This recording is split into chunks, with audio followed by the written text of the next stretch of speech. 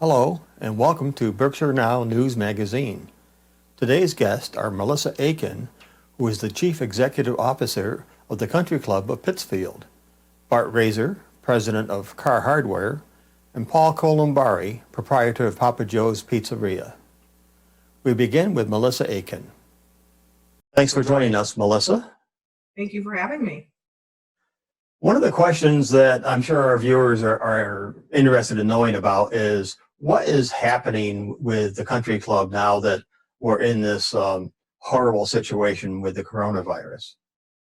Sure. So obviously, quote unquote, right now would be a little bit of our downtime. So, March and April are typically a little bit slower for us. So when this first started happening, it wasn't a major impact to us, other than a lot of sleepless nights about what I'm going to do with my employees who can't now be at work, because obviously we're primarily, in business for food and beverage. We offer dining all year round. So we do have staff that's there all year, even though the golf course and tennis may not be open.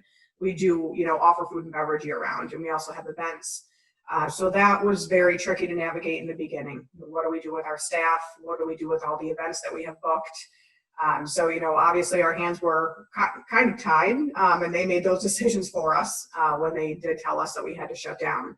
So really after that, it was, figuring out how to move all of our bookings around, getting them new dates. We have our sales and marketing manager, Rebecca, who did a great job kind of moving everyone to later in the season. And then, the employees, unfortunately, that was my biggest concern. Luckily, we did place them on furloughs right away. We also do have an amazingly supportive membership who a few members banded together right away and actually created a GoFundMe page that's raised a substantial amount of money to help with our employees during this time, which is something that I'm truly grateful for. I'm very proud to be, the CEO of a club who every time there seems to be an issue, our members band together to help us out, which is great. Oh, that's tremendous. Is that GoFundMe page still operational? I believe it is. I mean, for the most part, it's been our members who have been donating. I think they're probably trying to keep it a little bit that way, but it is still operational. I do know that any funds that are left over, they were planning to help out with various random acts of kindness throughout the community. So whether that be with food banks, or for, people on the front lines, providing some food for them. But right now we're kind of still navigating through how much longer will we be closed? How much will they need for our staff in particular? So I know that, once those things are hopefully figured out, then they'll know, what they have remaining to help out in the community. Sure. Now, so there's no golf going on at all now? No, the state of Massachusetts will not allow golfing of any kind at the moment. I know, I just received a report from the National Golf Association the other day. About 49% of golf courses are open across the United States. But I know, specifically for Massachusetts, they have not allowed it yet. We're hoping, our fingers are crossed, that, we're prepared for any restrictions they put on us, but also allowing it to at least start being open for walking or whatever that might look like.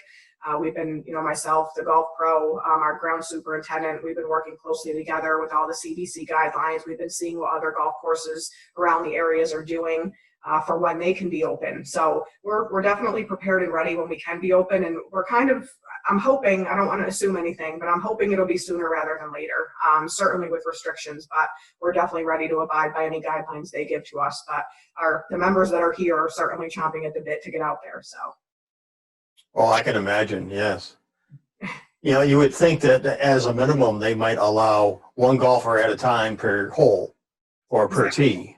Right. Yeah, we're hoping that they just, obviously social distancing right now is the 6 feet apart, no more than 10 people. Being an open air space, even if it's just for walking and not even allowing anyone in a golf cart, even that would be a tremendous help so that people could just get out in the fresh air and, hit the golf ball a little bit and kind of just get out of their headspace of being stuck in the house for so long. So we're hoping, we're keeping our fingers crossed. I think it'll be coming sooner rather than later. Have you developed any new business models that are surprising to you and ones that you may want to continue on into the future after this is all over? Well, I think as you know, I think as everyone knows, I think life in general is going to be a little bit different when this is all over. I keep updating the membership each week and saying, quote unquote, new normal. I think that's what everyone's factoring on. I mean, especially this season, it's certainly going to look different than it ever has looked at the club. I think food and beverage is going to be very difficult to navigate when this all does kind of start working its way back in phases. We have a very small kitchen, so that's going to end up determining what we can even handle as far as the restaurant is concerned when we can reopen. We're hoping that we'll be able to offer some takeout services soon. But as far as a general census, I think we're really hoping that things will get back to quote unquote normal towards the end of the summer. And in between then and now, we'll follow every guideline we need to. I mean, people will have their face masks and gloves, and we'll just, for me, the safety of the members and the staff is critical. I'm not going to push it. If it's something that we can't do up to our norms with the new guidelines in place, then we're just not going to be able to offer it. The club is a place that the members come to relax and enjoy. And if it's going to be something that's going to be more of a stressful situation than anything, then we're just not going to need to push it that far. We'll, cross that bridge when we come to it, but we'll do everything that we can, as far as food and beverage is concerned, to keep the course moving and hopefully be able to provide people with an amenity that they're used to having every summer. Yeah, it's definitely challenging, isn't it? Yeah, the food and beverage, I think, is going to be the hardest for sure. Even with the banquets, again, it's so hard to say, what is it going to look like in July? That's one of the biggest things that, we wish that, we would at least have some sort of guideline that says, no more than 100 people until September. Because even the events that we do have is tough because they can't really reschedule because they don't know when they're going to be allowed to reschedule. So it's kind of a waiting game for us right now, which makes it hard to book future business. Now, are you home with children as well? Yes, and you could probably hear my dog in the background. I'm home with a dog, my 11-year-old son and my 7-year-old daughter. They both go to Craneville Elementary School here in Dalton. Yes, I know it well. I hike behind it quite often. Oh, okay. Yeah, so that's been tricky. I've never worked from home. It's funny because you always say the grass is greener and you wish, some days I wish I could work from home. And I can tell you now unequivocally that's farthest from the truth. I would much rather be at work at the club. It's definitely better to have some separation. The kids need the separation from each other. I think we all need the separation from outside of this house. And it's hard. It's hard to, where's that fine line of how much work you've done for the day. And then when does the family time begin? For the first few weeks, there was no separation. I was still on the phone at 9 o'clock at night with members and board members. But it's slowed down a little bit now, luckily. So that's helped. And the kids have been great. They have their Zoom meetings every day with school and they've been keeping themselves pretty busy. Do they Zoom meet with other kids? Yeah, so the way that their teachers have specifically set up, they do Zoom meetings with their main teacher every day. And that's usually with all of the kids in the same class, whoever joins the meeting. And then they do have Zoom meetings with each specialist throughout the week as well. So, my first grader, who's my daughter, she'll have a math specialist one day and then a reading specialist the next. So they really are keeping them pretty busy, which is good to see. Wonderful, wonderful. Any tricks that you can impart to other parents about how you keep sane? Oh, no, I think we're all in this together right now. I don't think anyone has a trick. We just try to breathe deep and take, every hour at a time some days. And we try to get outside as much as we can with the weather the way that it's been this past week. That's made it a little bit difficult. But, we just try to do, we definitely are spending a lot more time together, which is great. We've been playing a lot of Yahtzee as a family. Which again, in my mind, I'm like, well, it's helping them with math. So, you just try to put the teaching in where you can, but we're also, it's taking a walk, during the days and seeing how many people are outside walking and how many people are together. It's really great to see because it's like when I was a kid, that's what you did. There weren't video games and iPads and, you were outside playing. So it's nice to see kind of the families all being back together and spending much more time together. Indeed.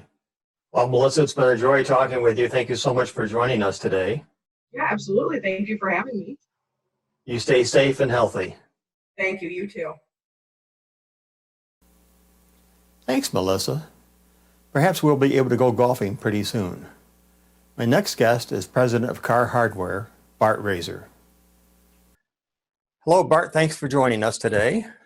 Pleasure to be here, Bruce. Thanks for having me. One of the questions that we're asking many business owners this week is, what is happening with your business now? How have you changed your model, your business model, to accommodate the new times that we're in? Well, it's a great question. We've changed our business model dramatically.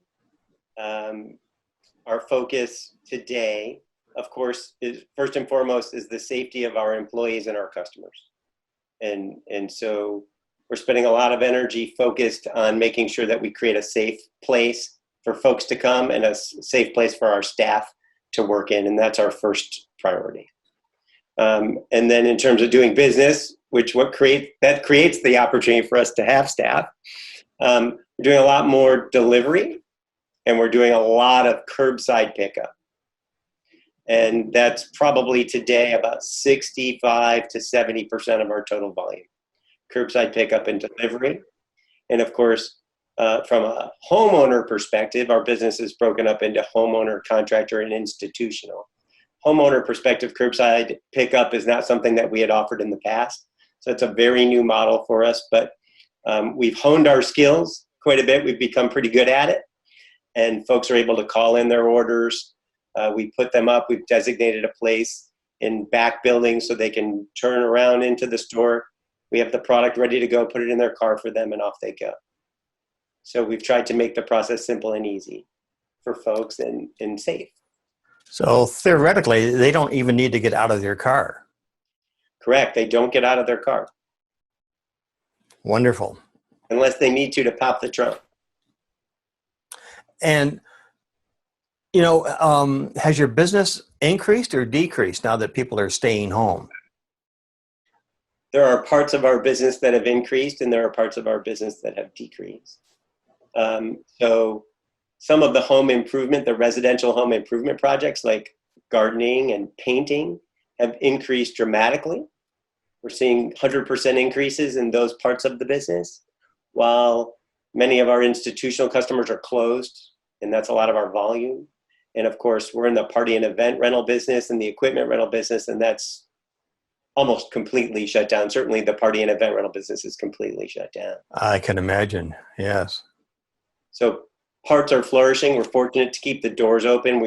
We are in the emergency supply business, so we sell toilet paper and hand sanitizer and Lysol disinfectant and many of these products that are hard to find. So we've been spending a lot of energy sourcing these products, and we've had some great success finding masks, locally made masks for people and gloves for people. And so because we have those particular products, we've been, that part of the business has been very busy. How do you practice social distancing, both within the store between employees and then with any customers that might come in? Well, that's something that we take very seriously. So in addition to social distancing, we also require employees to wear gloves and masks. We sanitize regularly. We have an internal process where we sanitize every hour. We have mandatory hand washing every 2 hours for our staff, where we provide extra breaks for our folks. And in addition, we've created, of course, we have signage all over the stores asking folks to please respect social distancing and stay 6 feet. And then we've marked places on the floor so that when folks are queuing up to check out, that they stay 6 feet apart. It's a culture change, and not everybody gets it right away. But I think we're all learning together and communicating, and our customers have been terrific. And we appreciate them understanding this new world that we're living in, and that we're just trying to keep them safe and our staff safe. And when customers come in, are the majority of them wearing face masks and gloves, or is it a mixed bag? I think it's a mixed bag, but as each day passes, more and more are wearing gloves and face masks. Cool. Yeah, we see, we leave our doors open now that the weather's a little warmer, so nobody has to touch handles. We figured out how to program our credit card processors so you don't need to touch the keypads or sign. So we've made alterations to our business to keep it safe. Lots of little things add up to a big change, it seems. Yes, it's important. It'll be interesting to see. We believe that many of the things we're doing today will continue on for years to come. And that's an interesting point because, a lot of people are looking at their business models and saying, well, wait a minute, why can't we keep doing it this way? Now, I don't mean masks and gloves, but some of the things you mentioned with your credit card machines and other things. Any of your employees work from home? All of our sales support folks are working from home. So Yeah. many of the folks that are not customer facing are working from home today. And that's worked out actually very well, doing our part to flatten the curve. There you go. One last question for you. How do you see Carr hardware changing in the future?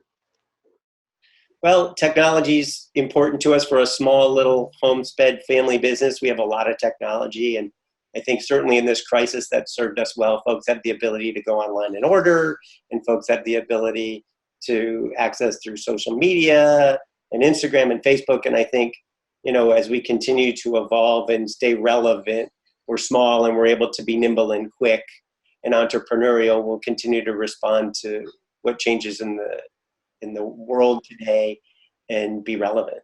And fortunately, we've grown a lot in the last couple of years. We were only a single store 10 years ago, and now we're 8 stores. And knock on wood, business is good and growth has been good, aside from, of course, the COVID world we're living in, and this too shall pass. It shall. So it seems being nimble is the key to success in this environment now. I think it's important. I mean, we're fortunate we're able to keep our doors open today. We have a place to go and work every day, and we know that everybody has that benefit. Thank God our staff, no one's been sick yet, and thank God our staff feels fortunate, if I can speak for them, that they have a place to go every day, and an employer that takes very seriously their safety.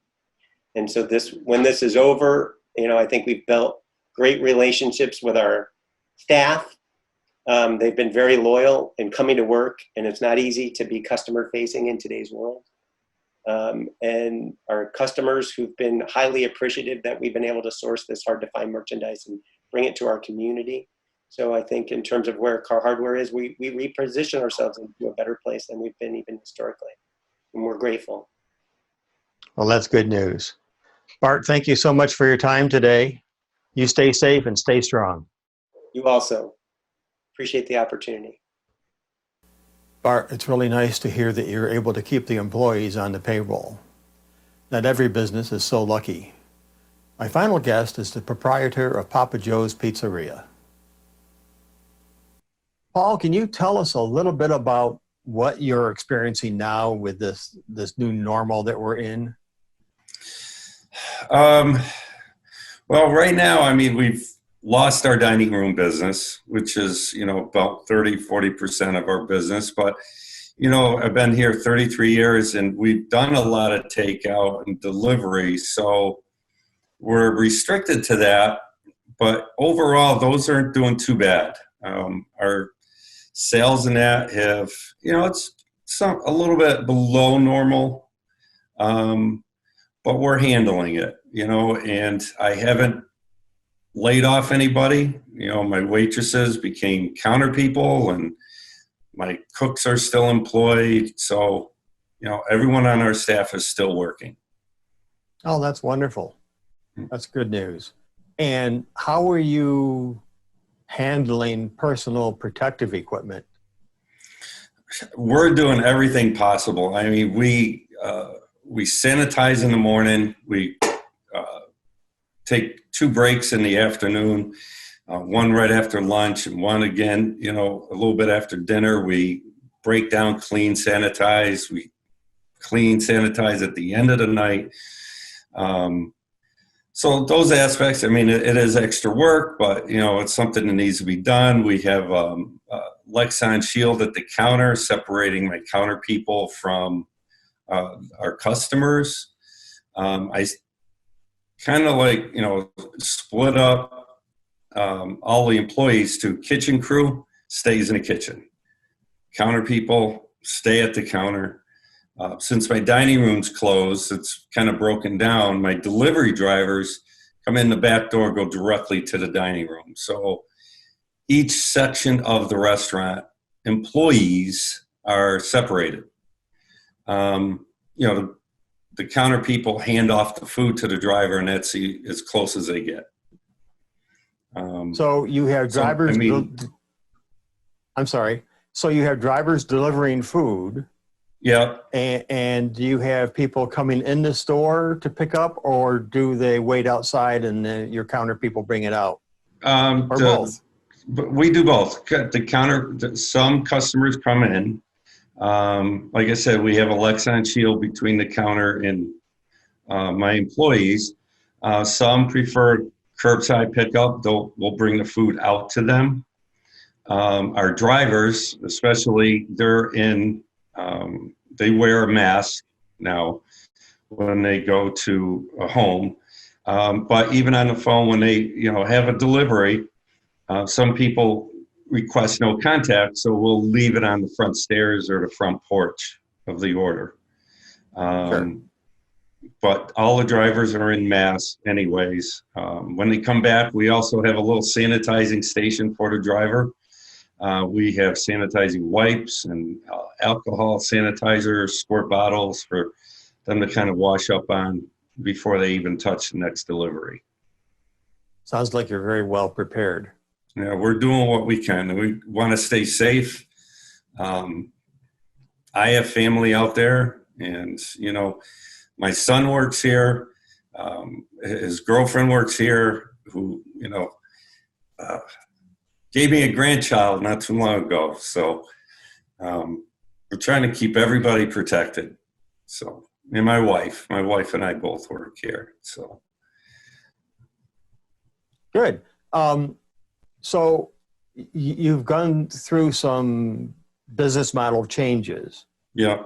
Once things get back to whatever the new normal is, what do you see continuing in that new normal that you're doing now, or are you just going to abandon what you've had to do? Well,